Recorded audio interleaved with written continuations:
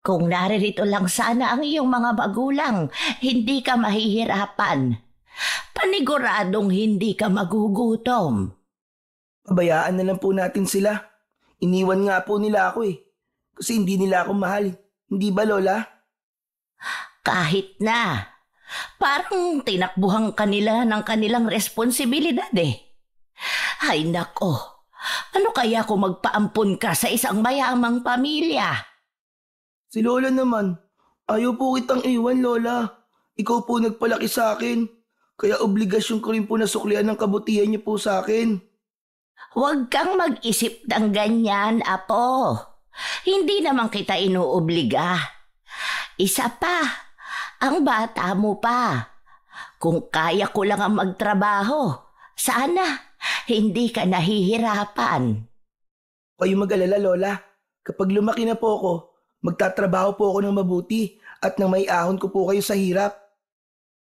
Dahil sa hirap ng kanilang buhay, paminsan-minsan, tubig na lang ang naging pantawid gutom ng maglola. Hindi naman nagagawang makapagtrabaho ni Lola Jacinta, gawa ng mahina na ang mga buto nito. Paminsan-minsan, kung magkataon na nakakalabas si Ongkoy at nakakapanglimos, kahit paano ay may pagkain siyang madadala sa kanilang bahay. Hindi naman nagrereklamo si Ongkoy dahil para sa kanya, hindi mahalaga ang kung ano mang yaman hanggat magkasama sila ng kanyang lola. Nang gabing yon, natulog silang dalawa na tanging tubig ang pinangtawid nila sa kanilang gutom. Kinabukasan, Lola Sinta, pupunta lang po ako sa tapat ng simbahan ha. Manglilimos lang po muna ako at baka sakaling swertihin. Mag-iingat ka, Apo. Huwag kang lalayo at baka kung mapaano ka, ha? Opo, Lola. Kapag nakaipon na po ako ng sapat na pangkain natin sa araw na to, uuwi din po ako kagad. O sige, basta mag-iingat ka. Opo, Lola. Paalam po. Babalik din po ako kagad. Patakbong umalis si Ongkoy sa kanilang bahay, ni hindi na siya nakalingon sa kanyang lola. Ang tanging nasa isip niya ng mga oras na yon ay ang makalikom ng pera para meron silang pambili ng pagkain. Habang tumatakbo si Ongkoy, parang nakalutang ang kanyang isipan dahil sa gutom na kanyang nararamdaman. Walang ano-ano, sa hindi niya inaasahan, may nakabangga siyang isang ali na nakasuot ng maraming alahas at halatang mayaman. Ano ka bang pulubi ka? Bakit hindi ka tumitingin sa dinadaanan mo? Naku, patawad po, Ali. Hindi ko po sinasadya. Bakit? Nasaan ba ang mga magulang mo at pineperwisyo mo ang kalye rito? Hindi naman po ako namimirwisyo ah. Ang sakit niyo naman po magsalita. Eh, totoo naman ah. Ni hindi mo nga magawang makatingin sa iyong dinadaanan eh. Patawad po. Hindi ko po kayo kagad napansin. Hindi ko matatanggap ang paghingi mo ng tawad. Ang dapat sa'yo, mawala sa kalyeng ito. Pagkatapos magwika ng Ali, buong lakas niyang itinulak si Empoy. Dahil doon, bumagsak ang bata sa lupa at nagkaroon ng galos ang kanyang kamay. Napaiyak na lamang si Ongkoy habang tinitingnan ang matapobreng Ali. Walang ano-ano, may mag-asawa na may katandaan ang nagmamadaling lumapit sa bata at sa Ali. Ano yung ginagawa mo sa bata? Bakit mo sinasaktan yan? Senyora Concha, kayo po pala.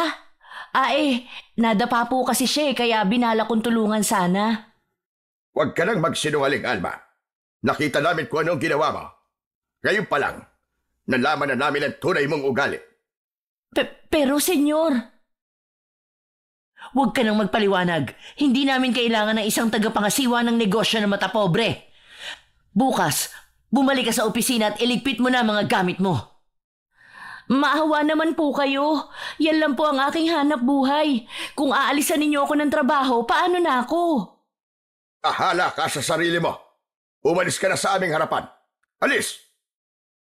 Niiyak na umalis ang aling umalipusta kay Ongkoy. Pilit namang tumayo ang bata. Saka nagpasalamat sa mag-asawang dumating para ipagtanggol siya. Napaiyak na rin siya dulot ng kanyang naranasan sa aling yon. Sa tanang buhay niya, yun ang unang beses niyang nakaranas ng pangaalipusta at pangmamaliit sa kapwa niya.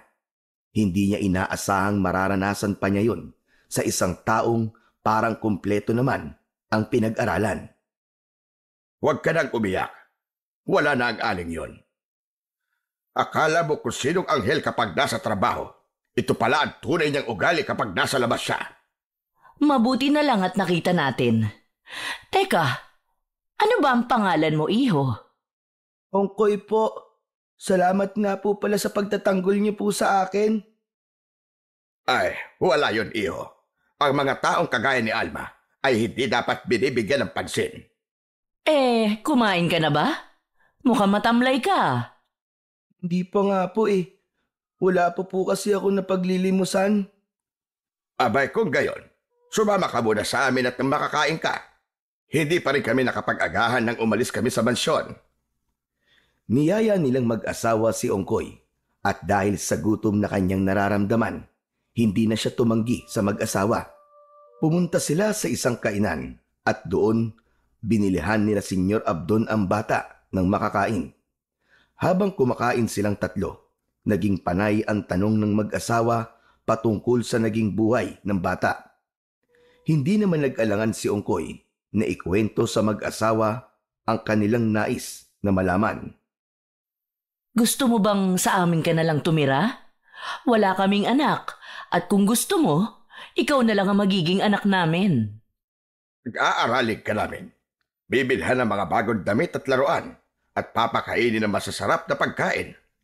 Naku, patawad po, pero hindi ko po matatanggap ang alok niyo sa akin. Abay, bakit naman? Ayaw mo ba sa amin? Mababait naman kami sa'yo. Pangako, hindi ka namin sasaktan at magbubuhay prinsipe ka sa mansyon. Sa ikalawang pagkakataon, tumanggi si Ongkoy sa naging alok ng mag-asawa. Inilahad niya ang mga rason niya, kaya wala na ring nagawa sina Senyor Abdon at Senyora Concha. Nag-usisa na lamang sila kung saan nakatira sina Ongkoy at hindi naman ito inilihim ni Ongkoy. Pagkatapos nilang kumain, nagpasya ang mag-asawa na bilhan ng pagkaing may uuwi niya si Ongkoy. Binigyan din nila ito ng pera, kaya labis ang naging pagpapasalamat ng bata sa kanila. Maraming salamat po talaga. Sobrang bait niyo po sa akin. Patawad na lang po kung hindi ko po matatanggap ang alok niyo. Hindi ko po kasi kayang iwan ng lola ko eh. Ayos lang yan. Nauunawaan ka naman namin eh. Basta, iho, kung may oras kami, bibisita kami sa inyo, ha? Opo, minsan lang naman po ako kung lumabas eh. Matapos ang kanilang naging usapan, nagpaalam na si Ongkoy na uuwi na sa kanilang bahay. Magiliw naman siyang pinayagan ng dalawa at sinabing magtatanong-tanong na lamang sila kung sakali kung saan man naroroon ang bahay ni Ongkoy. Nang umalis na ang bata, umalis na rin ang dalawang matanda. Nang mga panahong yon, walang paglagyan ang tuwa ni Ongkoy. Pasipol-sipol pa siya habang patakbong umuwi sa kanilang tirahan. Nung makarating na siya sa kanilang bahay, agad niyang tinawag ang kanyang lola. Lola! Lola Sinta! Lola, tingnan niyo po oh, may dala po akong pansit. Kumain na po kayo nang maibsan po ang gutom niyo, Lola. Aba, ay ang aga mo yatang nakauwi, apo. At may dala ka pang pansit. Tindi lang po yun, Lola. May pera pa po ko. Tuwang-tuwa na ipinakita ni Ongkoy ang kanyang pera sa kanyang lola. Noon din, kumuha siya ng pinggan at tinidor, saka isinalin doon ang dala niyang pansit. Ibinigay niya yun sa kanyang lola upang kainin ito. Napangiti naman ang matanda at nanabik sa pagkaing dala ng kanyang apo. Ubusin niyo po yan, Lola. Busog na po kasi ako eh. Mukhang sinuwerte ka ngayon, apo ah. May dala pang pansit. Alam mo bang matagal na akong hindi nakakakain ito? Opo, Lola. Sobrang swerte po talaga. Alam niyo po ba, may mag-asawang mayaman na nagmagandang loob sa akin. Iniligtas po nila ako sa mapang-aping babae at pinakain pa po nila ako, saka binigyan po ako ng pera. Aba, ang galing ah. Teka, bakit hindi mo sila isinama rito at nang makapagpasalamat naman ako sa kanila? Sa susunod na lang daw po eh. Saka parang balak talaga nila akong dalawin. Baka naaawa po. Bakit naman, Apo? Ikinuwento ko po kasi sa kanila ang buhay natin at sinabi ko po sa kanila kung ano po ang kalagayan natin. Sinabi pa nga po nila na gusto raw po nila akong ampunin dahil wala po silang anak. Eh, anong sinabi mo? Sabi ko po sa kanila, hindi po pwede kasi wala po kayong kasama at ayaw ko pong mawalay sa inyo. Ano naman ang tugon nila? Wala naman po. Ewan ko. Basta, ayaw ko pong sumama sa kanila. Hindi po kita iiwan, Lola. Pero malay mo, sa kanila pala gaganda ang kinabukasan mo, Apo. Ayoko po, Lola. Mas gusto ko pong nasa tabi nyo. Wala po akong pakialam sa mga material na bagay. Mas gusto ko po kasama ko po kayo. Pero Apo, isipin mo rin ang sarili mo. Kung saan ka masaya at kung saan ka uunlad, doon ka. Pabayaan mo na lang ako. Matanda na ako eh. Di, Lola, hindi. Hindi po kita pababayaan. Hindi po kita iiwan kahit na ano pa man po mangyari. Wala nang nagawa ang matanda sa naging pasya ng kanyang apo. Sinabihan na lamang niya si Ongkoy na ito ang bahala. Basta mag-iipon ito para sa kanyang kinabukasan. Sinabi pa ng matanda kung gaano kahalaga ang bukas, kaya kailangan itong mapaghandaan ng bata. Ay, kung kaya ko lang sanang magtrabaho, naku ginawa ko na. Kaso, sobrang hina na ng aking mga tuhod. Wala akong magawa kung hindi ang ipagdasal ang kaligtasan mo sa araw-araw. Yan lang ang tanging maitutulong ko sa iyo, Apo. Huwag po kayong mag-alala, Lola. Darating po ang araw na mas magiging malakas ako. Maghahanap po ako ng trabaho at hindi na ako manlilimos para lang may makain tayo. Basta, huwag mo ring kalilimutan ng magdasal. Kailangan mo ng gabain ng Diyos sa araw-araw. Kahit ganito lang tayo, kung matibay ang ating paniniwala sa Kanya, makakaraos tayo. Patangulang si Ongkoy sa kanyang lola Jacinta. Alam niyang may punto ang matanda, kaya sumang-ayon siya rito. Nang matapos na sa pagkain ang kanyang lola, nagpasya siyang dalhin na sa kusina ang pinagkainan nito. Minabuti rin niyang hugasan na ang mga pinagkainan nila ng nakaraang gabi at umigib na lang din ng tubig. Nung makaalis na siya sa kanilang bahay, sa hindi niya inaasahang pagkakataon, nakaramdam siya ng kakaibang kaba. Kailangan makauwi kagad ako. Baka kailangan ako ni Lola. Kahit anong bali niya sa ibang bagay, hindi pa rin nawawaglit sa kanyang isipan ang kanyang Lola Jacinta. Dahil dito, mas binilisan pa niya ang kanyang pag-igib hanggang sa makabalik siya sa kanilang bahay. Alam mo, Apo, pumunta rito ang mag-asawa. Ang bait pala nilang dalawa. Ano? Sino po? Ang mag-asawa na may katandaan na ikinuwento mo sa akin. Sina Senyor Abdon at Senyora Concha. May dala pa nga silang mga pagkain at bigas para sa atin. Eh bakit daw po sila pumunta rito, Lola? Wala naman, Apo. Bibisita lang daw sila. Dahil nangungulila raw sila sa'yo. Ano kanyo? Nangungulila? Eh hindi naman po nila ako kamag-anak ah. Pero alam mo, kung aampunin ka nila at magpapaalam sila sa akin, hindi ako tututol. Alam kong magiging mabuti ang kalagayan mo sa kanila. Hindi po, Lola. Hindi po ako papayag na ampunin ng kung sino man. Hindi po kita iiwan, Lola. Hindi po. Ayoko po. Napailing ang matanda sa sinabi ni Ongkoy. Sinabi pa niyang hindi naman siya pumayag nung buksan ng dalawa ang usapin patungkol sa pagpapaampun niya sa bata. Umiyak na noon si Ongkoy at nakiusap sa kanyang lola na huwag siyang ipamigay. Dahil dito, Nangako rin naman ang matanda na hindi nito ipapaampon si Ongkoy kahit na malaking halaga ang kapalit. Ipangako niyo po, Lola. Ipangako niyo po sa akin. Ayoko pong sumama talaga sa kanila. Ayoko pong mawalay sa inyo, Lola. Ayoko po, ayoko. Oo na. Basta, ipangako mo rin sa akin na magpapakabait ka at hindi ka magbibisyo. Huwag kang tumulad sa ibang bata riyan, ha? Po, pangako po, Lola. Hindi po ako magbibisyo. Mahal ko po kayo. At hindi ko po kayang mawalay sa inyo, Lola. Dahil dinalhan ng mayamang mag-asawa sina Ongkoy ng bigas at mga uulaming delata, minabuti niyang magsaing nang sa gayon ay meron silang magiging pananghalian. Kahit pa na gusto ng bata na magpasalamat sa dalawa. Pero kinabahan siya at kinutuban ng hindi maganda. Parang may kung ano sa kanyang isipan ang nagsasabi na ang lahat ng kabutihan nila ay may kapalit. At hindi pa niya alam kung ano yon. Kung ano man ang pakay nila o pinaplano, hindi ako papayag na mawalay kay Lola. Hindi ako magpapaampon kahit na anong mangyari.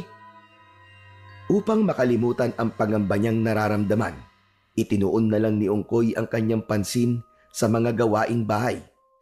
Tumigil na lamang siya nung oras na ng pananghalian at nagsalo silang dalawa ng kanyang Lola Jacinta. Iyon ang unang beses niyang nakapagsaing makalipas ang halos 3 linggo. At yun lang din ang unang beses nilang makatikim ng delatang ulam. Kaya gano'n na lang ang kanilang pananabik. Nang matapos silang kumain, sa halip na bumalik sa lansangan para mamalimos ulit, nagkaroon ng oras si Ongkoy para maglaro kasama ang ibang bata. Hindi niya namalayan ng oras at natigil lang siya sa paglalaro nang mawari niyang madilim na ang paligid. Mabilis siyang tumakbo, pauwi sa kanilang bahay. Lola Jacinta? Lola Jacinta? Oh, bakit, apo? Ay, nandyan lang po pala kayo. Wala naman po, Lola. Akala ko po kung napaano na po kasi kayo dahil hindi po kayo sumagot kaagad. Dahil madilim na rin ang paligid at may natira pa silang kanin, yun na lamang ang kanilang pinagsaluhan. Pagkatapos nilang kumain, nagpasya na silang dalawa na magpahinga na. Agad namang nakatulog ang matanda. Subalit kahit na anong gawin ni Ongkoy, ay hindi niya magawang makatulog. Pakiramdam niya ng mga oras na yon ay may mga matang nakamasid sa kanila ng kanyang lola mula sa siwang ng kanilang tagpi-tagping dingding. Bakit kaya hindi man lang ako dinadalaw ng antok? Ano kayang nangyayari sa akin? Nasa ganong sitwasyon siya nang makarinig siya ng mahinang pagyabag sa kanilang bubong. Inisip ni Ongkoy na baka pusa lang yun at naghahanap ng makakain. Kaya hinayaan na lang niya. Subalit pagkalipas lamang ng ilang minuto, nakarinig naman siya ng mahinang paghuni ng tiktik. Nakaramdam siya ng takot dahil doon. Pero nilakasan na lang niya ang kanyang loob. Alam kong aswang ka. Kung sino ka man, huwag mo nang ituloy ang binabalak mo. Hindi ako natatakot sa'yo. Alam ni Ongkoy na ang kanyang Lola Jacinta ang pakay ng aswang dahil may sakit ito. Kaya marahan siyang bumangon at kinuha ang itak. Napatingala rin siya at sinipat niya ang ibabaw ng bubong pero wala na siyang narinig pang ingay. Iisipin sana niya na nakaalis na ang aswang, ngunit may napansin siyang may tila nakausli sa bahagi ng kanilang bubong na may pawid. Alam ko kung nasan ka, kaya kung ako sa'yo, umalis ka na dyan! Matapos niyang wikain yon, ikiniskis niya sa bakal ang hawak niyang itak. Nakagawa yun ng ingay, kaya nanggalaiti ang aswang na nasa ibabaw ng bubong. Pagkatapos nito, may narinig na lang si Ongkoy nakalabog sa bubungan ng kanilang bahay. Paniguradong yun na ang aswang. Lumipat siya sa kabila.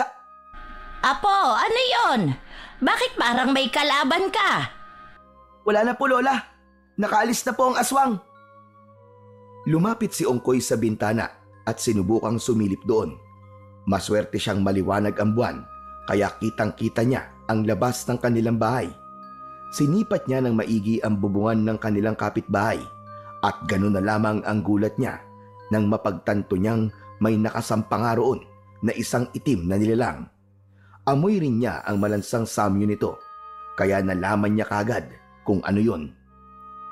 Lola, may aswang po sa kabilang bahay at malamang yun po ang aswang na nanggaling dito sa atin. Buti at nagising ka nung dumating yon. Oo nga, abot hanggang dito ang malansang amoy niya. Ewan ko nga ba, Lola? Hindi kasi ako makatulog simula po kanina. Huwag ka kasing mag-isip ng kung ano-ano. Matulog ka na. Tiyak na hindi na babalik ang aswang na yun dito. Dahil niyaya siya ng kanyang Lola Sinta, walang nagawa si Ongkoy kung hindi ang sundin ang sinabi ng matanda. Muli siyang nahiga at ipinikit ang kanyang mga mata. Sa kabutihang palad, nakatulog siya at hindi na disturbo ang kanyang pag-idlip. Kinabukasan, saktong pagkagising nilang dalawa, nakarinig sila ng sunod-sunod na pagkatok sa kanilang pintuan. Tao po! Tao po! Lola Sinta! Ongkoy! Naririyan ba kayo? Ongkoy?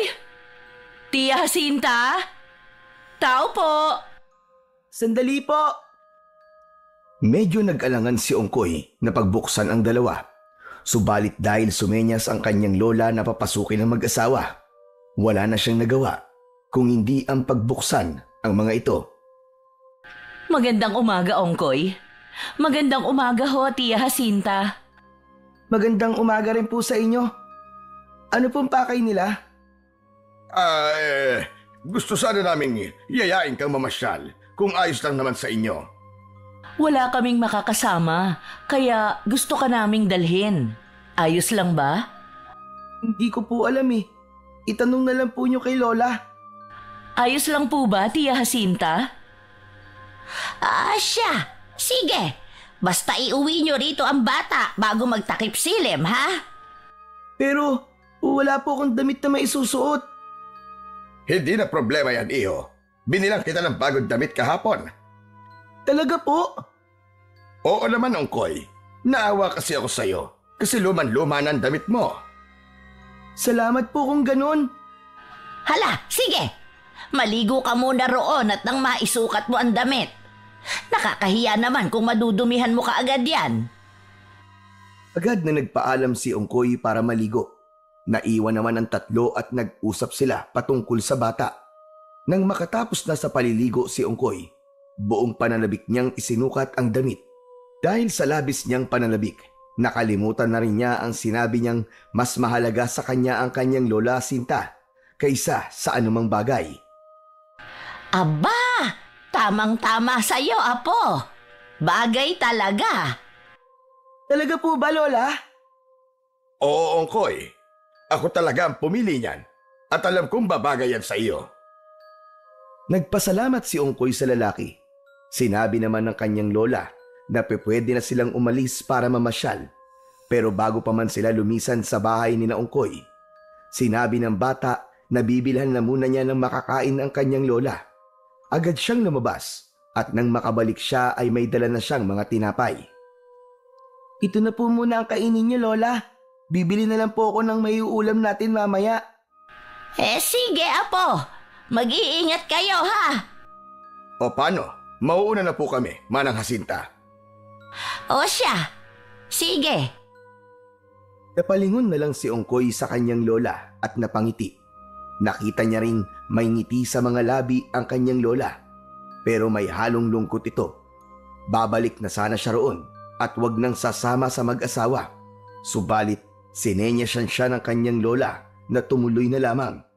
Tangulang ang naitugon ng bata sa matanda at tuluyan na siyang sumama kina Senyor Abdon at Senyora Concha. Pagkatapos ng buong araw na paglilibot at pamimili, inihatid na ng dalawa si Ongkoy sa kanilang bahay.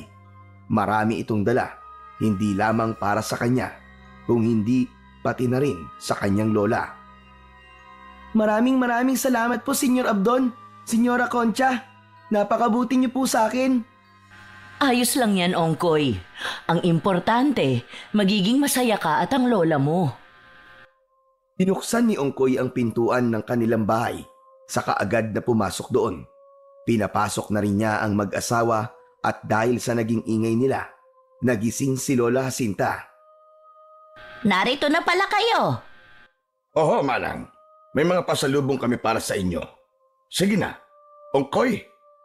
Ipakita mo sa lola mo ang mga binili natin. Ipinakita ni Ongkoy ang mga binili nila para sa matanda. Napangiti naman si Lola Jacinta at agad na nagpasalamat sa mag-asawa. Kayo talaga, nag-abala pa kayo. Pero maraming salamat dito. Hindi ko man ito maisusuot sa pagsimba, pero salamat pa rin. Bibihira lang kasi akong makatanggap ng mga bagay-bagay sa ibang tao dahil wala rin naman akong maibibigay. Hindi na humahalaga yun. Ang importante, masaya kayo at naging masaya rin ang apo ninyo. Hindi ba, Ongkoy? Opo. O siya, mauuna na po kami. Madilim na kasi ang paligid at baka mabagal ang trapiko. Nagpaalam at nagpasalamat ang maglola kina Senyor Abdon at Senyora Concha. Inihatid pa sila ni Ongkoy patungo sa labasan at nang makasakay na ang mga ito sa kanilang sasakyan, patakbong bumalik si Ongkoy sa kanilang bahay. Saktong pagkarating niya roon, naabutan niyang umiiyak ang kanyang lola. Hala, Lola, bakit po kayo umiiyak? Wala ito, apo.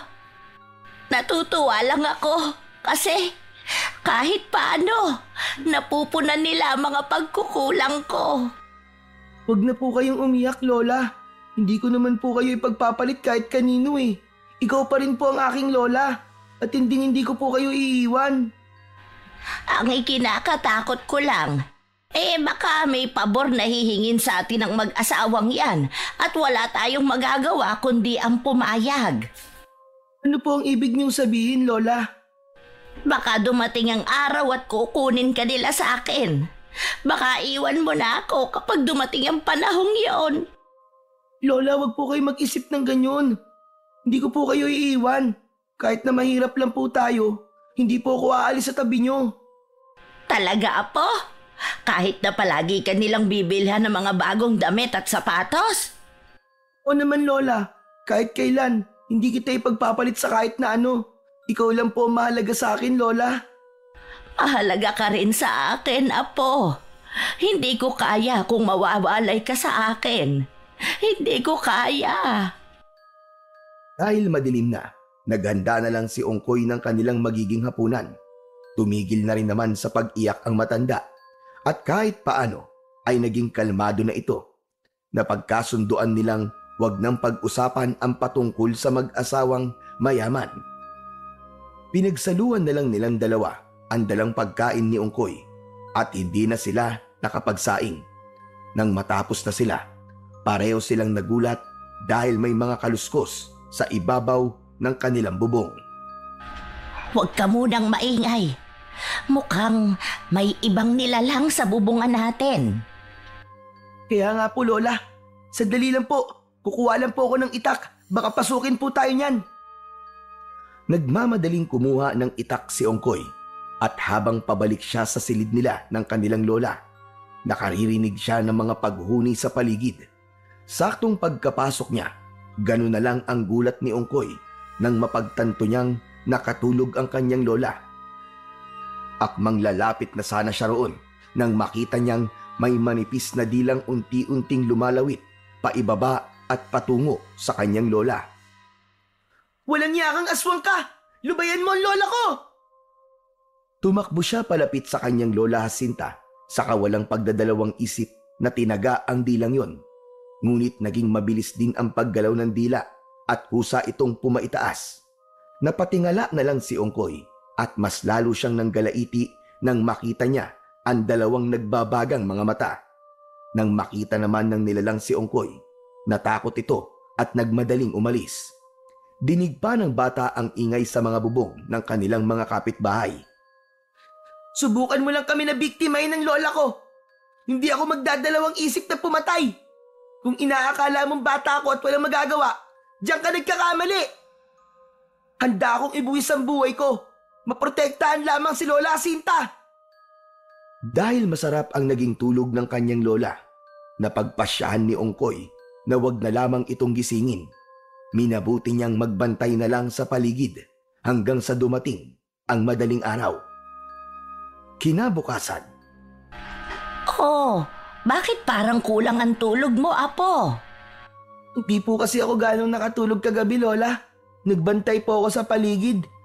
Kasi po, Lola, muntik na po kayong mabiktima. Mabiktima ng ano? Ng aswang po, Lola. Nang bumalik po kasi ako sa silid kagabi, nakatulog na po kayo at kita ko pong may dila ng aswang na muntikan na pong dumampi sa inyo. Ano? Nakatulog ako kagabi? Opo, Lola. Marahil po, kagagawan din po yun ng aswang. Walang hiyang aswang na yan. Paniguradong babalik siya rito. Kaya nga po kailangan nating magmatsyag, Lola. Sigurado po ako, ikaw po ang pakay nun dito. O kung hindi man po, baka may buntis po dito sa atin at nadadamay ka lang. Siguro nga, Apo. Huwag kang mag-alala. Mag-aantabay na rin ako magmula mamayang gabi. Sige po, Lola. Magmula noon, bawat gabing dumaraan ay hindi pinapalampas ng aswang. Bumibisita ito kina Ongkoy at pumipirmi sa bubungan. Dahil dito, madalas ay parehong kulang ang tulog ng maglola. Hindi na rin napapadalas ang pagdalaw ng mayamang mag-asawa kina Lola Sinta at Ongkoy. Isang dapit hapon, sa hindi malamang rason ng dalawa, ay pareho silang hindi mapakali. Lola Sinta, kinakabahan po ako. Hindi ko po malaman yung dahilan. Ako rin, Apo. Para bang may nakamasid sa atin. O kung hindi man, parang may kung anong mangyayari. Hindi kaya dahil to sa madalas na pagbisita ng aswang sa atin, Lola? Hindi ko alam, Apo. Pero kailangan mong maghanda. Pakiramdam ko, sa bawat araw at gabing dumaraan, mas lalo akong nanghihina. Lola, wag ka po magsalita ng ganyan. Kapag nagkapera po ako, bibili ako ng bitamina po para sa inyo. Huwag na, Apo. Mag-aaksaya ka lang ng pera mo. Itabi mo yan para may magamit ka sa pagdating ng panahon. Hindi po. Ang pera po, makikita ko naman po yun. Kikitain ko po yun. Mas mahalaga ka sa akin kaysa sa pera, Lola. Basta, unahin mo ang sarili mo. Matanda na ako at anumang oras kukunin ako ng Diyos. Lola, sinabi na po wag po kayo magsalita ng ganyan eh. Hindi ka pa po mamamatay. Hindi ba't minsan ka po nangako sa akin na hindi niyo po ako iiwan, Lola? Oo, Apo. Pero hindi natin kayang ilihis ang tadhana. Kung ano man ang nakaukit para sa akin at para sa'yo, kahit anong gawin pa natin, hindi natin yon mababago. Pero Lola, hindi ko po kayang mabuhay nang wala po kayo. Maging ako rin. Ngunit, mas maigi kung handa ka sa lahat ng posibleng mangyari, Apo. Magsasalita pa sana si Ongkoy nang biglaan silang makarinig ng pagkatok. Pareho silang walang inaasahang bisita. Kaya maging si Lola Jacinta ay napakunot ang noo at nagtaka kung sino ang kumakatok. Tingnan mo nga, Apo, kung sino yan. Sige po, Lola. Sandali lang po. Naglakad si Ongkoy patungo sa pintuan nila at nang naroon na siya, bago niya buksan ito'y sumilip muna siya sa siwang. Nang malaman niya kung sino ang naroroon sa labas, lumakas ang kabog ng kanyang puso. Ngunit dahil naghihintay ang kanyang lola at nais nitong malaman kung sino ang kumakatok, dahil dito, binuksan na lang niya ang pintuan at tumambad sa kanya ang mayamang mag-asawa. Senyor Abdon, Senyora Concha, kayo po pala. Hali po kayo at pumasok po muna kayo. Lola Sinta, sila Senyor Abdon po at Senyora Concha pa lang narito. Nako, kayo palang dalawa. Anong sadya ninyo rito? Wala naman po, Manang. Medyo matagal na kasi kaming hindi nakakadalaw sa inyo. Kumusta naman kayo rito, Tia Jacinta? Ayos lang naman. Eto, kahit paano nakakaraos din. Teka, Ano bang tunay na sadya ninyo rito? Ang totoo niyan, gusto sana naming humingi sa inyo ng kaunting pabor lamang. Ano ba yan? Kaso ho, baka magalit kayo. Ay bakit? Masama ba ang hihingi ninyong pabor? Hindi naman po. Kung papayagan niyo sana, gusto naming isama si Ongkoy sa bahay. Kahit mga 3 araw lang siya roon. Ihahatid naman po namin siya sa inyo pagkatapos ng 3 araw. Biglang natahimik si Lola Jacinta nang marinig niya ang tunay na pakay roon ng mag-asawa. Napatitig siya kay Ongkoy at nang mapansin niyang umiiling ang bata. Hindi ko kayo mapapayagan. Mahal ko ang aking apo at hindi ko kayang mawalay siya sa aking tabi. Ganun po ba? Sige po, pasensya na po kung nakaabala kami sa inyong pagpapahinga. Ayos lang, walang problema. Apo, ihatid mo na nga ang 2 yan. Matutulog na tayo. Napatango si Ongkoy sa kanyang lola. Napahiya naman ang mag-asawa, kaya nagpaalam na sila at dire-diretsyong naglakad. Nang nasa labas na sila, nagpaalam sila kay Ongkoy. Paalam, Ongkoy. Hindi pa naman ito ang huli nating pagkikita. Tinanaw ng bata ang mag-asawa habang naglalakad patungo sa kanilang sasakyan. Sa hindi niya malamang rason, nakaramdam siya ng pangingilabot sa huling sinabi ni Senyor Abdon sa kanya. Ngunit sa halip na isipin ito, minabuti niyang bumalik na sa kanilang bahay. Maraming salamat po, Lola. Hindi niyo po pinayagan ng mag-asawa na kunin ako. Talagang hindi. Ay, namimihasa na ang mag-asawang yun eh. Ayos sa una at 2 beses. Pero, bakit kukunin ka nila at dadalhin sa kanilang bahay?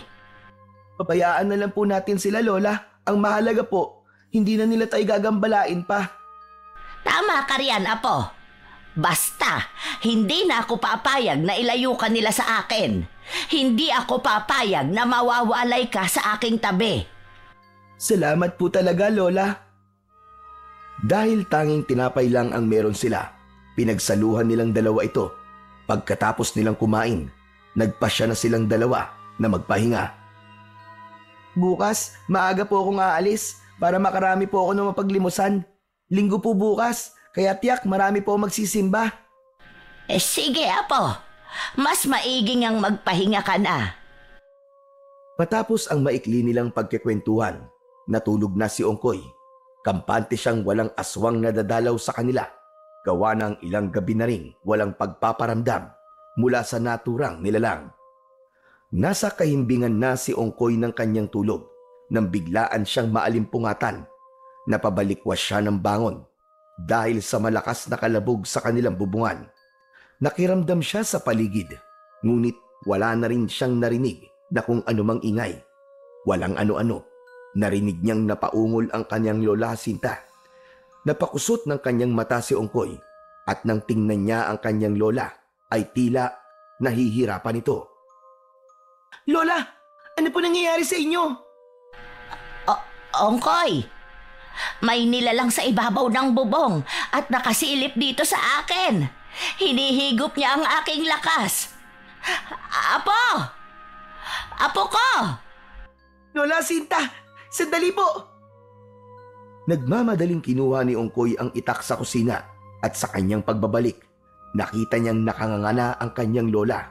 May kung anong malalubid na bagay ring nakalawit at parang may hinihigop ito mula sa bibig ng matanda. Lola Jacinta! Lola ko! Hoy! Ano ginawa mo kay Lola? Humanda ka sa akin! Patakbong lumabas ang bata habang dala ang kanyang itak. Sumisigaw siya para manghingi ng tulong sa kanyang mga kapitbahay. Ngunit sa kasamaang palad, wala ni isa sa mga yon ang lumabas para sumaklolo sa kanya. Aakyat na sana siya sa bubungan para harapin ang aswang, pero biglang lumundag ang nilalang patungo sa bubungan ng ibang bahay. Hoy! Hayop ka! Bumalik ka rito! Anong ginawa mo sa lola ko? Lola! Hayop ka, ngalimaw ka! Hayop ka! Hayop! Nagmamadaling tumakbo papasok ng kanilang bahay si Ongkoy. Ngunit bago pa man siya tuluyang makapasok, nakarinig siya ng boses sa kanyang likuran. Ongkoy, ano nangyari? Bakit ka sumisigaw at bakit ka may dalang itak? Senyor Abdon, wala na po si Lola. Pinatay po siya ng aswang. Kinuha niya po sa akin ang lola ko. Paanong? Kadalasan po, inaaswang po kami. Lalo na kapag sinusumpong po ng kanyang ubo si Lola. Hindi ko po akalain na ngayong gabi magkakaroon pala siya ng pagkakataon para mahigop ang enerhiya ng lola ko. Kawawa naman ang lola mo. Halika, at baka pwede natin siya madala sa ospital. Sige po. Pumasok silang dalawa sa bahay ni Ongkoy.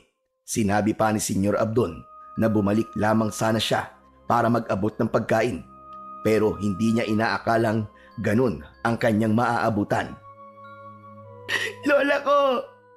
Lola Sinta! Ba't niyo po ako iniwan? Ba't niyo po ako iniwan, Lola? Wala na siyang pulso, Ongkoy. Hindi na rin tumitibok ang kanyang puso. Si Lola ko! Wala na ang Lola ko! Nakikiramay ako sa iyo, Ongkoy. Kung hindi dahil sa walang hiyang aswang na yon, baka buhay pa ang lola mo hanggang ngayon. Humanda sa akin ng aswang na kumitil ng buhay ni Lola. Hindi ko siya mapapatawad. Pumalaw ng iyak si Ongkoy. Napatingala pa siya at nang makita niya ang siwang kung saan sumilip ang aswang, napatiimbagang siya sa nagkuyog ng kanyang palad. Darating ang panahon at makakaganti rin ako sa aswang na yon. Pinapangako ko yan. Inusisa ng lalaki ang bata kung ano ang plano nito. Napakibit balikat naman si Ongkoy dahil hindi niya alam ang kanyang isasagot. Kung gusto mo, Ongkoy, ipapalibing natin ang lola mo bukas at sa bahay ka na namin tutuloy. Papag-aralin kita at ibibigay namin ang lahat ng iyong pangangailangan. Pero nakakahiya naman po. Huwag kang mahiya. Ituring mo kaming tunay na mga magulang mo. Tawagin mo kung Papa Abdon at ang asawa ko pwede mo namang tawaging Mama Concha.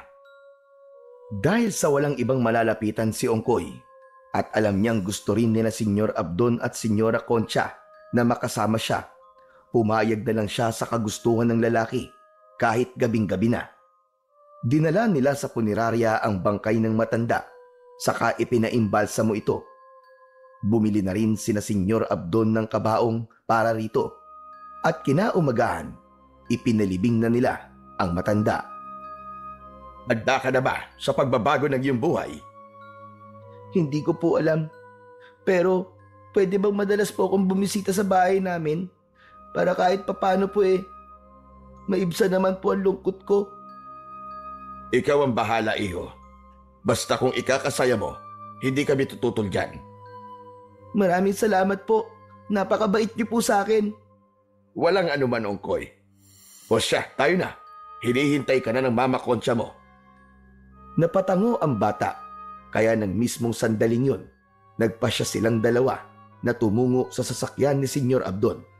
Agad silang bumiyahe patungo sa tirahan ng lalaki at nagtaka si Ongkoy nang mawari niyang patungo pala sila sa isang liblib na baryo.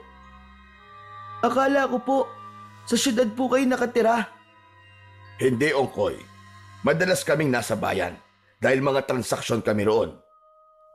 Eto, malapit na tayo, kaya maghanda ka na. Sobrang liblib po talaga ng baryong to, no? May mga nakatira pa rin po ba dito? Oo naman, Ongkoy. Pero malayo rito ang kanilang bahay. Pinahinto ni Senyor Abdon ang kanyang sasakyan. Bago pa man gumalaw, iginala na muna ni Ongkoy ang kanyang paningin sa paligid at nang makita niya ang malaking bahay na nasa tapat lang nila, napanganga siya at humanga. Iyan ang bahay namin at magmula ngayon, magiging bahay mo na rin ito. Bumaba sila at ilang sandali pa, mabilis namang naglakad si Senyora Concha para salubungin silang dalawa. Ongkoy, nandirito ka na. Akala ko hindi ka nasasama rito. Masaya ako at naparito ka. Pasok, dali. Agmula ngayon, dito natitira si Ongkoy sa atin. Pinatay ng aswang ang kanyang lola at walang ibang mag-aalaga sa kanya bukod sa atin. Diyos ko po, kawawa naman si Tia Jacinta. Nakikiramay ako sa iyo, Ongkoy. Salamat po. Oh, halina kayo at magpapahanda ako ng merienda ninyo. Pumasok sila sa mansyon at gaya ng sinabi ni Senyora Concha, nagpahanda siya ng mga pagkain para kay Ongkoy. Naganda rin siya ng mga damit saka iba pang kagamitan ng bata. Kain lang ng kain ha, Ongkoy. Huwag kang mahihiya. Magmula ngayon, ituturing ka na naming tunay na anak at ituturing mo rin kaming tunay na mga magulang mo. Salamat po. Dumaan ang mga araw at unti-unti nang nasanay si Ongkoy sa buhay niya sa mansyon ng mag-asawa. Lahat ng mga bagay na kailangan niya ay ibinibigay ng mga umampon sa kanya. Nagkaroon din siya ng guro na nagturo sa kanya kung paano magbasa at magsulat. Isang araw, Alam mo, Ongkoy, huwag kang masyadong magtitiwala sa mga umampon sa'yo. ha? Bakit naman po, Ate Myla? Ang sabi ng lolo ko, mga aswang sila. At nagkaroon lang sila ng ganitong yaman dahil sa mutya ng Dato Manong. Ano po? Dato Manong? Ano po yun? Basta, ahas yan na may 2 ulo at nagkakagatan. Sinasabi na ang sino mang magtatangan niyan, tiyak na magiging makapangyarihan at yayaman ng husto. Pero, totoo po bang mga aswang sila? Hindi ko alam. Mamaya, kabilugan ng buwan, matyagan mo ang kanilang galaw. Tiyak na malalaman mo ang lihim nila. Pero ate, natatakot po ako. Ano kaya kung samahan niyo po ako? Hindi pwede. Magdududa sila kung naririto pa ako para magturo kahit na gabing-gabi na. Kaya mo yan, Ongkoy. Paano po kung totoo po ang sinasabi niyo? Ano po ang gagawin ko? Hindi ko alam. Basta, mag-iingat ka at huwag kang magpapahalatang may nalalaman ka sa kanilang pagkatao. O sige na, uuwi na ako ha. Magpapaalam pa ako kina Senyor Abdon at saka Senyora Concha. Inilabutan si Ongkoy sa kanyang nalaman. Hindi niya alam kung totoo ang sinabi ng kanyang guro, pero may kung ano sa loob niyang nagtutulak sa kanya para alamin ang totoo. Hindi kaya may kinalaman sila sa pagkamatay ni Lola? Teka, ilang linggo na pala akong hindi nakakadalaw sa puntod niya. Bukas nga, dadalaw ako ron. Sumakit ang ulo ni Ongkoy sa kakaisip, kaya pumasok na muna siya sa kanyang silid para magpahinga. Nahiga siya sa malambot niyang kama at hindi niya namalayang nakatulog siya. Nagising na lamang siya nang katukin siya ni Senyora Concha upang makapaghapunan. Ongkoy, anak, kakain na tayo. Lumabas ka na riyan. Sandali lang po, susunod na lang po ako. Nang wala na si Senyora Concha, sumunod na rin si Ongkoy sa kanya. Kailangan makapagpaalam ako sa kanila. Pupunta ako sa sementeryo bukas. Gusto kong dumalaw sa puntod ng lola ko. Nang makarating siya sa hapagkainan, sumabay siya sa pagkain sa kanyang Papa Abdon at Mama Concha. Napagkwentuhan naman ng dalawa ang patungkol sa pag-aaral ni Ongkoy.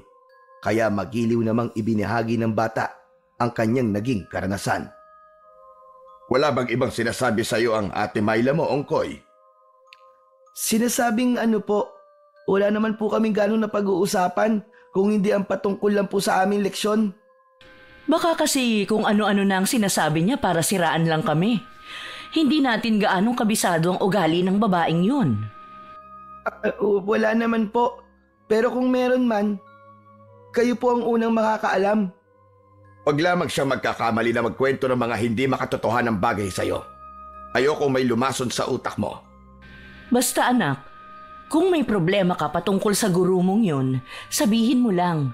Anumang oras ay kaya natin siyang palitan. Sige po. Siya nga po pala, Papa Abdon, Mama Concha. Pwede po ba akong dumalaw sa puntod ni Lola Jacinta? Huwag muna, anak. Masyado pa kaming abala ng mama mo. Marami pa kaming inaasikaso. Kung magkakaroon kami ng oras, sasamahan ka namin. Pero nangungulila na po kasi ako sa kanya eh. Kahit na ako na lang po ang dadalaw ron. Kapag sinabi kong sa susunod na lang, sa susunod na lang. Pero po, Wala ng pero-pero. Ako ang masusunod sa pamamahay na ito. Huminahon ka, Abdon. Maghunos dili ka. Anak natin yung kausap mo. Tawad, Ongkoy, kung nagalit ako. Sa susunod na lang. Pwede ba yon? Medyo abala pa kasi kami dahil sa dami ng kliyente. Basta, pangako. Kapag nagkaroon na kami ng oras, 3 tayo na dadalaw sa lola mo. Pangako yan. sige po, titiisin ko na lang po muna ang pangungulila ko sa kanya. Pagkatapos kumain ni Ongkoy, nagpasya siyang pumasok kagad sa kanyang silid. Halos walang paglagyan ang kanyang sama ng loob dahil sa inasta ng kanyang Papa Abdon. Napaiyak na lang siya ng tahimik, gawa ng sobrang pangungulila niya sa kanyang lola. Nasa ganong kalagayan siya nang makarinig siya ng mga yabag sa tapat ng pintuan niya. Nagtaka siya kung ano yon, pero minabuti niyang wag na lamang pansinin. Mas pinili ni Ongkoy ang maiblip upang kahit paano ay makalimutan niya ang kanyang lola Sinta. Makaraan ang ilang oras, nagising siya dahil sa ingay na nagmumula sa labas ng kanilang bahay. Ano kayang meron? At parang may pinagkakaguluhan ng mga tao sa labas. Dulot ng kanyang pagiging kuryoso, minabuti niyang maglakad patungo sa pintuan. Ninais ni Ongkoy na lumabas sa kanyang silid upang tignan kung ano ang nangyayari sa labas. Ngunit laking gulat niya dahil nung subukan niyang buksan ang pintuan, hindi niya magawang itulak ang pinto. Walang ya! Sinadya ba nilang ikandado ako dito? Hindi! Kailangan ko makalabas dito! Kailangan ko malaman kung ano nangyayari sa labas! Naghanap ng pwedeng daanan si Ongkoy hanggang sa makita niya ang bintana. Walang takot siyang dumaan doon, kahit pa na malaki ang posibilidad na mahulog siya. Nang makalusot siya sa bintana, naging maingat siya. Umapit siya ng maigi at ibinalanse ang katawan niya upang hindi mahulog. Pagkarating niya sa tapat ng bintana ng kwarto ng umampon sa kanya, naaninag niya ang mga taong nasa labas. Bunsod nito, naghanap ng pwesto si Ongkoy hanggang sa klaro na sa paningin niya kung ano ang talagang nangyayari. Hindi! Totoo ang sinabi sa akin ni Ate Myla. Mga aswang nga sila! Kitang-kita niya kung paano katayin ng mga naroroon ang isang lalaki at inilalaga nila ang hiniwang parte ng katawan nun sa malaking kawa. Naghalo-halo na ang emosyong nararamdaman ng bata. Nasa kalagitnaan siya ng kanyang pagmamasid nang marinig niya ang tinig ng mag-asawang umampon sa kanya. Sigurado ka bang hindi makakalabas ang batang yon? Mamaya, baka masaksihan niya ang piging sa labas ng bahay. Oo, tama ka. Ikinandado ko ang pinto ng kwarto niya. Abdon, may aaminin ako sa'yo. Ano yung Concha? Ano na naman ang ginawa mong mali? Wala naman. Ang totoo niyan, ako ang pumatay sa matanda. Sa matanda? Kay Jacinta. Pinatay ko siya para makuha natin ang bata. Walang hiya. Kaya pala hindi ka na nakasabay sa akin. May iba ka palang pakay. Teka. Saan mo ba inilagay ang Dato Manong? Baka mamaya pagkainteresan niya ng ibang aswang at kunin sa akin. Sandali lang. Napatiim bagang si Ongkoy dahil sa kanyang narinig. Halos maiyak siya, pero pinigilan niya ang kanyang sarili para hindi siya mahuli ng dalawa.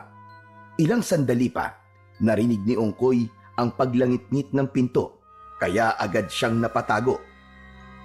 Bahagya rin siyang sumilip sa dalawa nang nakapasok na sila sa silid. Ito, nasa ilalim lang ng lagayan ko ng damit. Inilagay ko sa maliit na baul para hindi madaling makita.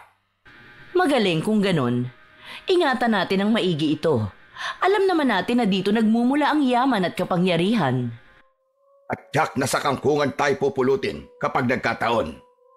Sige na, ibalik mo na yan at bababa na tayo. Paniguradong luto na ang isinalang nila. Ay pagod dating palang bihag na batang babae.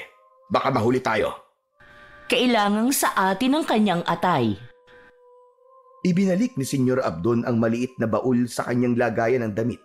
Saka minabuti ng mag-asawa na bumalik sa labas. Mga walang hiya kayo! Kayo pala ang pumatay sa lola ko! Hindi ako papayag na hindi ako makaganti sa inyo! Kahit pa naging mabuti kayo sa akin. Pero hindi ko papalampasin ang ginawa niyo kay lola! Lalong-lalo ka na, Concha! Nag-isip ng paraan si Ongkoy kung paano siya makakaganti sa mag-asawang kumupkup sa kanya. Walang ano-ano, naalala niya ang Dato Manong na itinatago ng mag-asawa. Kapag wala yon, paniguradong wala rin kayong kapangyarihan. Kahit na alam niyang malalagay siya sa peligro, pumasok pa rin si Ongkoy sa silid ng mag-asawa. Agad niyang hinanap ang maliit na baul na itinago ni Senyor Abdon at nang makita niya ito, naging malapad ang kanyang ngiti. Magiging akin na ito. Ito ang magiging mitya ng paghihiganti ko sa inyo. Pagkakuha niya sa Dato Manong, ibinalik niya ang baul sa pinagtataguan nito. Sakto namang may narinig siyang mga yabag, kaya mabilis siyang lumabas ng silid na yon. Dumaan ulit siya sa bintana at sinikap niyang makababa nang hindi nahahalata. Ngunit nang makalapag siya sa lupa, narinig niyang may kumalabog sa kanyang silid. Abdon! Wala rito ang bata! Nakatakas! Tignan mo, Dato Manong natin! Baka tinangay niya! Nabahala si Ongkoy, kaya sa likuran siya dumaan. Umakyat siya sa pader at nang makalabas na siya sa bakuran na yon. Wala na rin ang Dato Manong! Malamang, tinangay niya! Alintikan na! Hala mga kasama! Hanapin niyo kahit saan man sulok ang batang inampun namin. Huwag kayong titigil hanggat hindi niyo siya nababalik sa amin. Makaraan lamang ang ilang minuto, samot-saring ingay ang naririnig ni Ongkoy na nagmumula sa loob ng bakuran. Naulinagan din niya ang sunod-sunod na yabag, kaya alam niyang hinahabol siya ng mga aswang. Kailangan ko makalayo rito. Paniguradong papatayin nila ako kung mahuhuli nila ako. Hindi ako papayag. Kailangan may paghiganti ko si Lola. Binilisan niya ang kanyang pagtakbo hanggang sa may makita siyang dalawang figura na nakatayo sa hindi kalayuan. Kahit na maliwanag ang buwan, hindi niya naaaninag ang muka ng dalawa. Bilis! Ongkoy! Tito! Sina Ate Myla pala! Salamat sa Diyos! Bago pa man siya magpatuloy sa kanyang pagtakbo, napalingon pa si Ongkoy sa kanyang pinanggalingan at nakita niyang hinahabol siya ng mga naglalakihang aso. Bunsod nito, nagpasya siyang lumapit na lang sa kanyang guro at sa kasama nito. Ate Myla, tama nga po sinabi mo, mga aswang nga po sila. Tumakas po ako sa kanila, kaya hinahabol po nila ako. Sinasabi ko na nga ba? Tama ang sinabi ni Lolo. Siya nga pala, Ongkoy. Ito si Lolo Gusting ko. Nagmano si Ongkoy sa matandang kasama ng kanyang guro. Halina kayo! Kailangan natin makauwi kagad! Panandalian lang ang tagabulag na taglay natin! Hindi po nila tayo makikita, Lolo? Hindi! Aakalain nilang sa ibang direksyon ka nagpunta, kaya hindi na nila tayo masusundan. Nakita mo ba ang Dato Manong ng mag-asawa? Nakuha mo ba? Ano po hindi ate. Bakit naman? Sana, kinuha mo na lang. Dahil yun ang magbibigay sa iyo ng yaman at kapangyarihan balang araw. Sayang naman kung ganon. Sana magiging mayaman ka na sa susunod. Kung ako sa'yo, bago ako tumakas, kinuha ko na yun. Total, malalagay din naman ako sa peligro. Kunin ko man yun o hindi. Nung una, ayaw sanang sabihin ni Ongkoy na nakuha na niya ang Dato Manong ng mga aswang. Ngunit nang lumaon, nakonsensya siya dahil alam niyang gusto lang naman siyang tulungan ng maglolo. Ang totoo po kasi niyan naririto po sa akin ang Dato Manong. Kinuha ko po. Kaya siguro grabe po ang galit ng mag-asawang yun. Pero hindi po. Ito po ang kabayaran sa kanilang ginawa. Ha? Anong ibig mo sabihin, iyo? Pinatay po nila ang lola ko. Desperado po silang maampun ako. Kaya nang tumutol po si Lola Jacinta na dalhin nila ako sa kung saan, nagalit po sila. Sigurado ka bang sila ang pumatay sa lola mo? Opo, rinig na rinig ko po mismo ang pag-uusap nila. Si Senyora Concha po ang pumatay kay Lola. Mga hayop sila! Mga hayop! Kung gayon, mas kailangan mo mag-ingat, iho. Pansariling interes lang nila ang kanilang iniisip. Huwag kang mag-alala. Tutulungan ka namin sa abot ng aming makakaya. Hindi ba, Lolo? Oo naman. Ang kasamaan ng mga aswang na kagaya ni Abdon at Concha ay kailangan ng tuldukan. At ngayon, nakuha mo na ang iniingatan nilang Dato Manong. Magugulat ka na lang. Wala na sa kanila ang kung anumang meron sila ngayon. Basta, huwag kang papayag na mahuli nila ha. Kung nagkataon na mahuli ka nila, tiyak na magiging katulad din ng lola mo ang iyong kapalaran. Opo, mag-iingat po ako. Maghihiganti po ako sa kanila. Nagpatuloy sila sa kanilang paglalakad hanggang sa makarating sila sa tapat ng isang bahay na gawa sa kawayan. Nandirito na tayo. Mauna na kayong dalawa sa loob at susunod na lamang ako. Tayo na, Ongkoy. Pumasok na tayo sa loob. Sige po, ate. Pero ano po ba ang gagawin ni Lolo Gusting sa labas? Hindi ko alam. Baka maglalagay lang siya ng pangontra o pambakod sa buong bahay. Madalas naman niyang gawin yan. Ganun po ba? Sana po, hindi na tayo masundan ng mga aswang dito, no? Huwag kang mag-alala. Si Lolo ang bahala sa kanila kung masundan man nila tayo. Pagpasok nila sa loob ng bahay ni na Lolo Gusting, sinigurado nilang nakasara ang bintana ng maayos.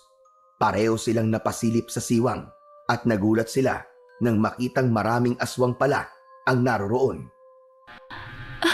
Sina Senyor Abdon! Sila yan! Diyos ko po! Anong ginawa nila? Bakit parang may kung anong pinag-uusapan ng lolo mo at ang aswang? Hindi ko alam kung ano man ang kanilang pinag-uusapan, Ongkoy. Mukhang nagkasundo sila. Hindi kaya ipapahuli ako ng lolo mo sa mga aswang na yon? Hindi gagawin ni Lolo yan. Tingnan mo. Wala man lang silang ginagawa sa isa't isa. Magkasabwat sila. Magkasabwat kayo! Nagmadaling lumapit si Ongkoy sa bintana. Bubuksan na sana niya ito nang biglaan siyang pinigilan ng kanyang guro. Wag! Mapapahama ka lang! Mas mapapahamak ako rito dahil magkakasabwat pala kayo! Mga hayop kayo! Hindi ko alam kung anong pinagsasasabi mo. Hindi na kailangang ipaliwanag. Magkaibigan ng lolo mo at ang mga aswang at malamang. Sinabi niya nang nandito ako sa loob niyo. Magsasalita pa sana ang dalaga nang biglaan silang makarinig ng kalabog. Agad silang napasilip sa siwang at pareho silang kinabahan nang makita nilang nakalupasay na sa lupa si Lolo Gusting habang pinaliligiran ng mga aswang. Hindi na nakapalag ang matanda dahil alam niyang dehado siya. Kapag hindi mo ibinigay sa akin ang bata, papatayin kita at maging ang buong angkan mo. Hindi ako natatakot sa iyo. Alam kong hindi rin magtatagal ang iyong kapangyarihan. Magiging isa kang simpleng aswang na lamang. Kung hindi mo ilalabas si Ongkoy, susunugin namin ang bahay mo. Alam mga kasama, paligiran ang kubong yan. Pinaligiran ng ibang aswang ang bahay ni na Lolo Gusting. Ang matanda naman, dinakip nila at hinayaan itong pagkakalmutin at bugbugin ni Senyor Abdon. Ongkoy! Kapag hindi mo ibinalik sa amin ang kinuha mo, tinitiyak ko sa iyo na mamamatay ang matandang ito. Lumabas ka riyan, anak. Uuwi na tayo. Pangako, dadalaw tayo sa puntod ng lola mo bawat araw. Tahimik na nakamasid sa mga aswang sa labas sina Ongkoy at Ate Myla. Nang mapansin ng matanda na nakasilip silang dalawa, sumenyas itong huwag silang lalabas. Ano ang ating gagawin? Sinasaktan na ni Senyor Abdon si Lolo. Hindi ko alam, ate. Lalabas na lang kaya ako at babalik sa mansyon. Wag! Kapag ginawa mo yun, magiging walang saysay ang pagtakas mo. Nandito ka na. Hindi ka na dapat pang bumalik sa mansyon. Kung gayon, kailangan natin labanan ng mga aswang na yon. Nasa kalagitnaan sila ng kanilang pagbubulungan nang mapansin nila ang mga aswang na sinusubukang makalapit sa bakuran ni na Lolo Gusting. Kahit na anong gawin nila, hindi sila makakapasok. May mga pangontra rito at kahit na ang pinakamalakas na aswang, kaya nitong pigilan. Gayon po, ligtas po tayo rito. Ang problema lang, paano natin maililigtas ang lolo mo? Sandali lang ha. Malis ang guro ni Ongkoy. Pagbalik nito, may dala siyang itak sa kabuntot ng pagi. Ikaw ang gumamit nitong buntot ng pagi. May datumanong ka, kaya hindi madaling makakapalag sa iyo ang aswang. Sige ate. Noon din, lumabas sila sa bahay ni na Lolo Gusting. Umangil naman ang mga aswang at animoy sabik na umatake kina Ongkoy at Myla. Subalit sa halip na matakot, mas nangibabaw sa kanila ang kagustuhan na mailigtas ang matanda. Bakit kaya hindi man lang ginagamit ni Lolo ang kakayahan niya? Hindi kaya sinasadya niya yan para mas madaling matalo ang mga aswang? Lumabas silang dalawa sa bakuran at agad silang pinaligiran ng mga aswang. Ano pang hinihintay nyo? Kunin ang datumanong ko sa batang yan! Huwag mong ibigay ang bagay na yan! Kung mamatay man ako, ayos lang! Pero huwag mong ibabalik yan sa mga aswang! Tumahimik ka, tanda! Gusto mo bang mamatay kagad? Dahil inutusan sila ng kanilang kinikilalang pinuno, mas lalo pa silang naging agresibo. Sinugod nila si Myla at Ongkoy, kaya walang nagawa ang dalawa kung hindi ang labanan ang mga aswang. Sa bawat pagtama ng buntot ng pagi sa mga nilalang, napapahiyaw ang mga ito. Kahit pa na anong ilag nila, hanggat nakatuon sa kanila ang atensyon ni Ongkoy, nagiging walang silbi yun. Mas galingan niyo pa! Baka magbago ang isip ko at ibalik ko ang datumanong sa inyo! Huwag kang magpakakampante, Ongkoy. Mga aswang ang kalaban natin. Sige lang ate, nandirito na tayo, kaya kailangan nating tapusin to. Hindi nakaramdam ng pagod sina Ongkoy. Ang bawat aswang na lumalapit sa kanila, nilalatigo niya yun ng buntot ng pagi. Kapag mabubuwal sa lupa ang mga ito, agad din itong pinupugutan ng ulo ni Myla. Sa maikling panahon lamang, lahat ng mga aswang na sumubok na paslangin sila ay nagawa nilang patumbahin. Hindi ko inaakalang may tinatago pala kayong kakayahan sa pakikipaglaban. Lalo ka na, Ongkoy! Mga hayop kayo! Kayo ang pumatay sa lola ko! Magbabayad kayo ng mahal! Anong pinagsasabi mo, ha? Huwag ka na magmaang-maangan pa! Lalong-lalo ka na, Concha! Ikaw pala ang umatake sa bahay ng gabing yon. Kung nalaman ko lang sana kagad, nilaso na lang kita! Wala na ang lola mo. At kahit na anong gawin mo, hindi na siya mabubuhay muli. Ang pwede mo lang gawin ngayon, ibalik ang datumanong at sumama sa amin pabalik sa mansyon. Hindi! Mga demonyo kayo! Kita ko kung paano nyo kinatay ang inyong biktima. Kung alam ko lang na aswang kayo, una pa lang, ay hindi na ako sumama sa inyo. Uling pagkakataon mo na ito, Ongkoy. Ibalik mo sa amin ang datumanong at sumama ka sa amin o papatayin namin ang matanda sa kayang apo niyang traidor. Huwag kang makinig sa kanya, Ongkoy. Kung gagawin mo yan, papatayin ka lang din niya. Ang dapat sa mga aswang na kagaya nila ay pinapatay. Akmang magpupumiglas pa sana si Lolo Gusting nang biglaan siyang sinakal ni Senyora Concha. Bitawan mo ang lolo ko! Ito ang nararapat sa'yo! Susugod na sana si Myla para tagain sa likuran si Senyora Concha nang biglaan siyang harangan ng dalawang aswang na siyang dumakip kay Lolo Gusting. Wala itong nagawa kung hindi ang manlaban. Subalit sa kasamaang palad, naging walang silbi ang itak niya sa lakas ng dalawang aswang. Kahit na anong piglas nito ay hindi siya pinakawalan ng dalawa. Nang makita naman ni Senyora Concha na hinahawakan na ng dalawa si Myla, ibinaling niya rito ang kanyang pansin. Isa ka ngang traidor! Talagang nararapat kayong mamatay ng iyong lolo! Mas traidor ka, Concha! Mas demonyo ka! Pakawalan niyo sila! Hindi! Ibigay mo muna sa amin ang datumanong at sinisiguro kong pakakawalan ko silang dalawa. Hindi! Kailangan pakawalan mo muna sila bago ko ibigay ang datumanong. Nang mga panahong yon, Kinuha ni Ongkoy sa kanyang bulsa ang bagay na hinahanap ng mga aswang. Ipinakita niya ito sa mag-asawang aswang. O sige, kayo ang mamili. Itatakas ko ito, papakawalan niyo ang dalawang yan. Tignan na lang natin kung sino mawawalan ng yaman at kapangyarihan. Sige. Pakakawalan namin ang isa sa kanila at ibibigay mo yan sa amin.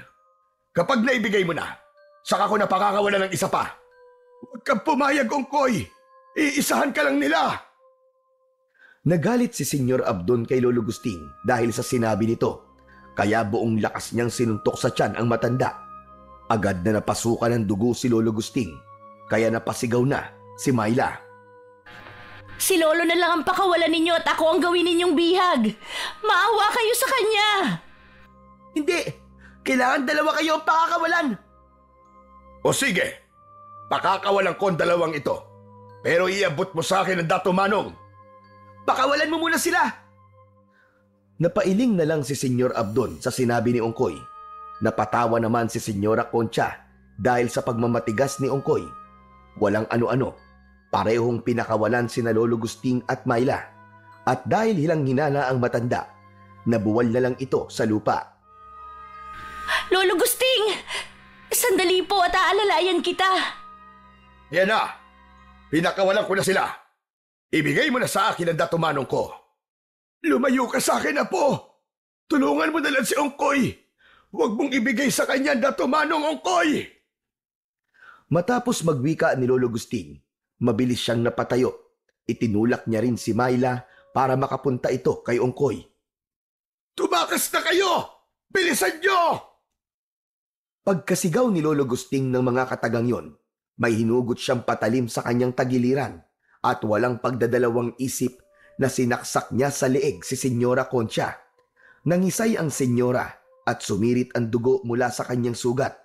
Ilang sandali lang, nabuwal na ito sa lupa. Hayop ka! Magbabayad ka sa ginawa mo sa akin! Tumakas na kayo habang may panahon pa! Ako nang bahala rito! Humanda ka, matanda ka! Papatayin kita!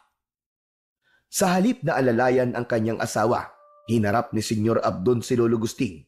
Nagulat pa siya nang makita niyang hindi naman pala mahina ang matanda. Inihanda na lang din ng matanda ang kanyang sarili at nang makita niyang nakalayo na sina Myla at Ongkoy, napangisi ito. Katapusan mo na ngayon, Abdon! Ikaw ang tapos sa ating dalawa, tanda! Nilabanan ni Lolo Gusting si Senyor Abdon. Kahit na matanda na ito, kung ikukumpara sa aswang, hindi siya nagpatinag dito. Subalit, dahil aswang ang naging kalaban niya, hindi nagtagal at nabuwal siya sa lupa. Ang hinihintay mo, aswang! Patayin mo na ako! Pero isa lang ang masasabi ko. Kahit ilang beses mo pa akong patayin, hindi mo na mababawi ang Dato Manong kay Ongkoy! Hindi totoo yan. Makukuha ko pa rin ang Dato Manong ko. Papatayin kita! Papatayin ko kayong lahat! Magsasalita pa sana si Lolo Gusting nang biglaan siyang inapakan sa ulo ng aswang. Nadurog ang bungo niya at nang mapagtanto ni Senyor Abdon na wala ng buhay ang matanda, winakwak nito ang tiyan nun sa kakinain ang puso at atay. Abdon! Tulungan mo ako! Tulungan mo at sarili mo, Concha. Hahabulin ko pa mga bata at kukunin ang ninakaw nila mula sa akin. Maawa ka! Abdon! Hindi pinakinggan ng lalaki ang pagmamakaawa ng kanyang asawa. Tumakbo siya para habulin sina Ongkoy at Myla. Sa kabilang dako, walang tigil sa pagtakbo ang dalawa. Umaasa silang may tutulong sa kanila. Ngunit wala silang nadadaan ng bahay. Wala ring hawak na itak si Myla at si Ongkoy lamang ang may pangontra sa mga aswang. Mukhang naririyan na ang aswang. Anong gagawin natin, ate? Wala na tayong magagawa kundi ang labanan yan. Kung hindi natin yan lalabanan, tiyak na tutugisin niya tayo kahit saan man tayo magpunta. Walang ano-ano, may lumundag sa kanilang harapan. Lumakas ang kabog ng puso ni na Ongkoy nang makita nila si Senyor Abdon na duguan ang mga labi. Saan kayo pupunta? Inaakala ba niyong makakatakas kayo sa akin? Anong ginawa mo sa lolo ko? Simple lang naman. Winakwak ko lang naman ang tiyan niya at kinain ko ang kanyang laman loob. Hayop ka talaga! Demonyo! Dahil sa matinding galit ni Myla kay Senyor Abdon, sumugod siya rito kahit pa na wala siyang armas. Napangisi naman ang aswang at nang makalapit na si Myla sa kanya, buong lakas niya itong sinakal at iniangat sa lupa.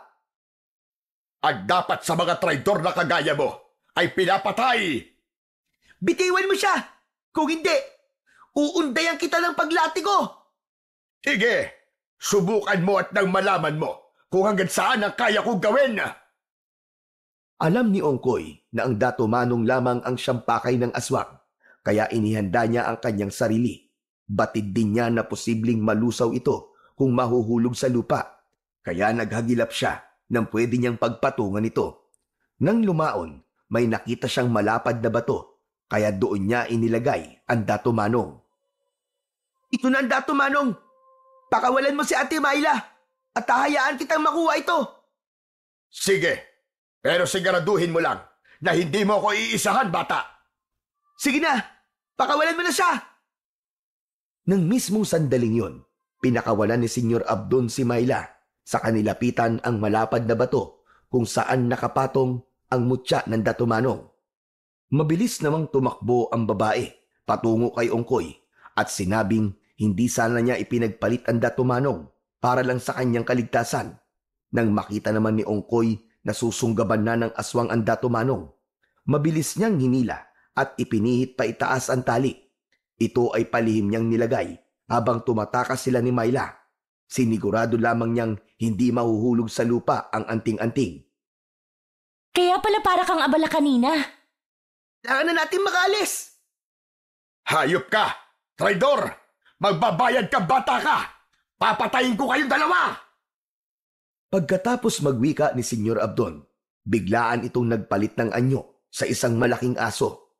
Nagbabaga ang kanyang mga mata at naglalaway siya habang nakatitig kina Ongkoy. Umalis na tayo rito, Ongkoy. Baka kung ano pa ang gawin niya sa atin. Hindi ate, tatapusin ko ito at nang makuha na rin ni Lola ang hustisya. Walang ano-ano, sumugod ang malaking aso kina Ongkoy. Mabilis ang galaw ng aswang, ngunit ng mga panahong yon, parang nag-ibayo rin ang lakas at bilis ng bata. Saktong pagkalapit ni Senyor Abdon, nilatigo ito ni Ongkoy. Tinamaan ng aswang sa mata, kaya panandalian itong natigilan. Nagwala si Senyor Abdon dahil sa kirot na kanyang nararamdaman. Bunsod nito, nagkaroon naman ng pagkakataon si Ongkoy para undayan ng paglatigo ang aswang. Papatayin kita! Hindi lang niyo alam kung gaano kahirap ang mawala ng taong nagaruga sa'yo! Ng taong simulat sa pol, kasama mo na! Ilang beses pang sinubukan sagpangin ng aswang si Ongkoy, ngunit nagawa niyang ilaga nito. Gayunpaman, hindi tumigil si Ongkoy sa paglatigo sa aswang hanggang sa hindi na kinaya ng aswang ang kirot na kanyang nararamdaman. Natumba ito sa lupa at pilit na gumapang. Walang ano-ano, nagpalit na siya ng anyo at naging isang taong mabalahibo. Magbabayad ka! Magbabayad ka sa ginawa mo, Ongkoy! Hindi ka matatahimik! Wala akong dapat na pagbayaran sa'yo. Kayo ang may malaking atraso sa akin. At ngayon, ako naman ang maniningil. Huwag kang pakampante na nasa iyo ang Dato Manong. Darating ang panahon at may makakakuwang iba niyan. Kung gagamitin lang din naman ang makakakuha sa kabutihan, walang problema sa akin. Pero ikaw, dahil hindi mo nahawak ang Dato Manong, wala ka ng silbi. Kaya pa kitang patayin, bata. Kayang-kaya pa kitang patayin. Eh di gawin mo. Ang dami mo pang sinasabi. Napangisi ang aswang. Sinubukan itong bumangon, ngunit mabilis siyang sinipa ni Ongkoy. Muli siyang natumbas sa lupa at sa pagkakataong yun, nakatihaya na siya. Itarak mo sa puso niya ang dulo ng buntot, Page. Dali! Napatango si Ongkoy sa sinabi ng kanyang guro. Bago pa man makabangon ulit ang aswang, itinarak ng bata sa puso ng aswang ang dulo ng buntot ng Pagi. Isang malakas na hiyaw na lang ang nagawa ni Senyor Abdon dahil doon. Ngayon, makakamit ko na ang hustisya. Alam kong patay na rin si Concha, kaya wala na akong dapat pang intindihin. Agad na binawian ng buhay si Senyor Abdon dahil sa lasong naroroon sa matulis na dulo ng buntot ng pagi. Nagpasya na rin sina Ongkoy at Myla na umuwi na sa bahay ni Lolo Gustin. Nang naroon na sila, minabuti nilang iligpit ang bangkay ng matanda at ilibing na lamang. Ang ipinagtataka lamang nila na wala roon ang bangkay ng mga aswang na kanilang napaslang. Pareho na po tayong walang kaagapay, ate. Ano kaya kung magtulungan na lang tayo? Pwede rin naman. Para kahit papano, pareho tayong hindi mahirapan. Pareho tayong nawala ng mahal sa buhay. Pero kailangan nating magpakatatag. Hanggang sa tuluyang lumaki si Ongkoy, kasakasama na niya ang kanyang ate Myla. Marami silang pinasok na negosyo at sa kabutihang palad, lahat yun ay naging matagumpay. Naging sobrang yaman ni Ongkoy at nagkaroon din siya ng mataas na katungkulan sa politika. Si Myla naman, nagkaroon ng malaking negosyo ng mga tela na nagsusupply sa buong bansa. Ang perang ito ay para sa mga mahihirap. Ibibigay natin ito sa kanila, ate. Oo, Ongkoy. Kailangan din nating lumingon kung saan tayo nanggaling.